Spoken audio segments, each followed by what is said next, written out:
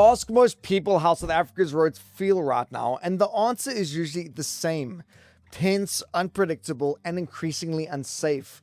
I mean, open up any local news site and the stories reaffirm those feelings. Cyclists hit in early morning traffic, pedestrians killed on poorly lit roads, school transport tragedies that stop the country for a day and then fade until the next one.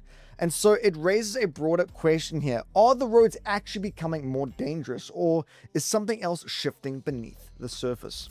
Now, the data adds an important wrinkle.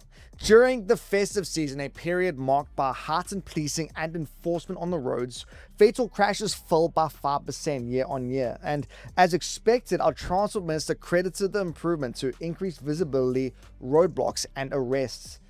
And so the pattern here is pretty straightforward. When oversight intensifies, outcomes improve. But it also suggests then that these safety gains are being driven by these periods of heightened intervention, not by the underlying risk simply disappearing. So when you look at what's actually causing these fatal crashes, the pattern is pretty blunt. According to the latest road safety data, around 87% of fatal crashes are linked to human behavior, not road conditions or vehicle failures, but speeding, alcohol use, reckless overtaking, fatigue, and poor judgment. And so that helps to explain why these enforcement gains haven't translated into a perpetual shift in everyday risk. The same behaviors are still driving the deadliest outcomes. And so that's where the real question sits.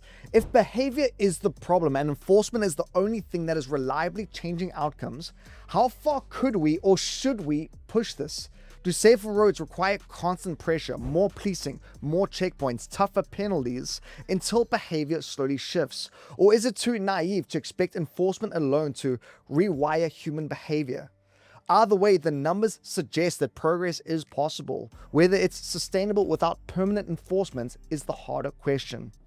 As for you though, what do you think? Now, while we're still on the subject of South African roads, here's one piece of news that might actually make you want to get back on them.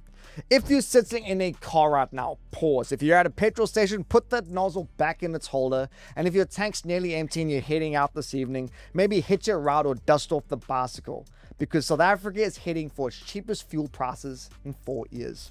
So from Wednesday, petrol drops by roughly 65 cents a litre, with diesel down by up to nearly 57 cents.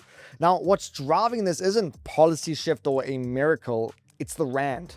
Since the start of the year, the currency has rallied hard, spending much of the fuel price period below 16 Rand 50 to the dollar and briefly touching its strongest level in over a year. Now, that alone knocked close to 30 cents a litre off petrol prices, which helped to offset the higher global oil costs. But here's the tension. Oil prices have already started climbing again, and fuel calculations are a tug of war, a strong rand versus volatile global politics. And so yes, this cut is welcome. It's certainly welcome, but it's fragile. So yes, enjoy the cheaper fill up for now. Just don't assume it's permanent. Right, so cheaper fuel, that's a good thing. But speaking of your weekly spend, your grocery store is now becoming a lot more than just your grocery store. Shoprite's fastest growing businesses aren't just selling groceries anymore. The company behind your weekly food shop is steadily turning into a one-stop retailer for everything from pet food and clothing to camping gear and on-demand meal deliveries. In its latest update, Shoprite made it clear that some of its fastest growth is no longer coming from the supermarket aisle, but from the additional categories that South Africans are increasingly adding to their baskets. So yes, the core supermarket business is still doing the heavy lifting, with overall sales up just over 7%. But Shoprite said that its new and developing formats, including Pet Shop Science, Unique Clothing by Checkers, and Checkers Outdoor, delivered combined sales growth of over 70%.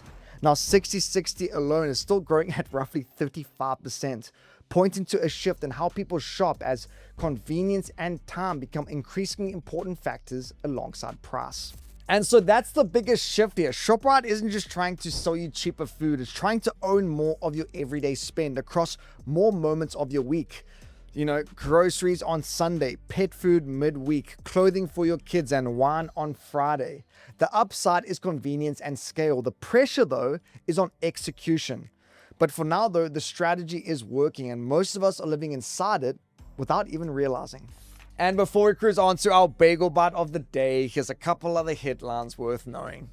For starters, South Africa has surfaced in the latest release of the Epstein files after emails from 2014 linked a Cape Town modeling agency to an alleged recruiter.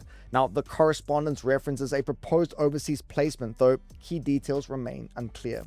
The founders of We Buy Cars have sold more than 860 million rand worth of shares, describing the move as portfolio diversification. Now, the company says that the brothers remain fully committed and will still hold a significant stake after the sale.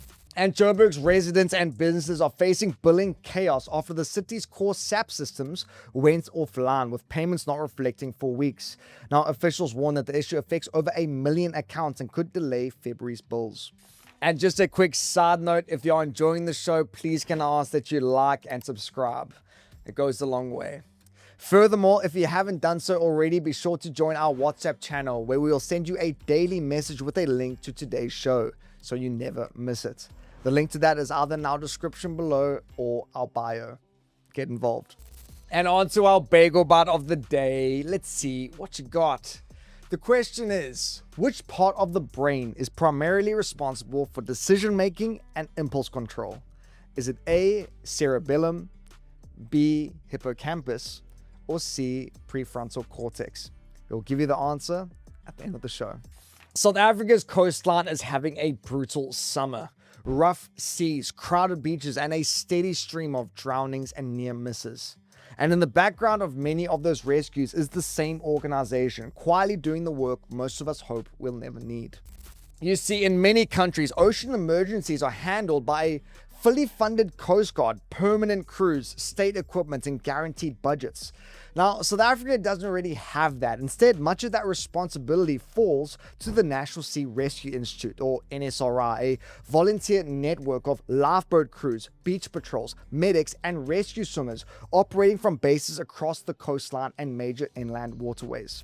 Now, the detail that tends to surprise people here is that most NSRI rescuers aren't paid. They train for years, keep night shift pages on, and drop everything when a call comes in, largely funded by donations and sponsorships. Now, that matters because extreme weather and busier beaches are stretching rescue capacity.